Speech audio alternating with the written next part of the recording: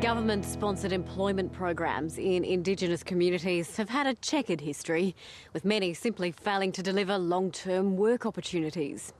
Yet often, where they are making a difference, it's because they're commercially oriented businesses applying readily available skills, rather than projects being started totally from scratch.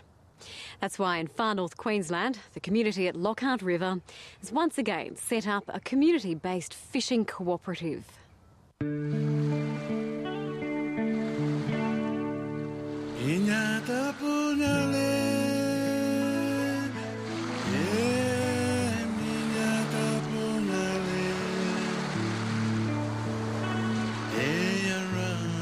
Lockhart River is the northernmost town on the east coast of Cape York Peninsula, almost 800 kilometres north of Cairns.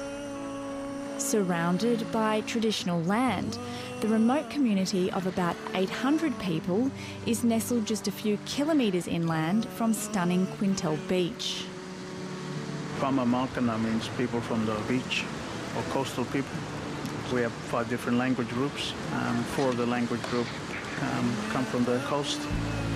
And we've always been known as sandwich people, and seafood has always been the main diet. Wayne Butcher spent most of his youth at the front of a tinny, fishing the waters that surround Lockhart River. For the past 6 years, he's been working to re-establish a community-based commercial fishing enterprise. So I think it's unique in a sense that this is something that's happened, 40 years ago too as well. The company these days is called Puchiwu. It's more like a symbol of unity for the community. Using the word Puchiwu itself is just a shorter way of Puchiwuchi, which is the old Lockhart.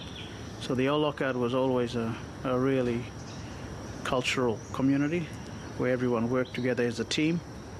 So that's why the word Puchiwu has been used again.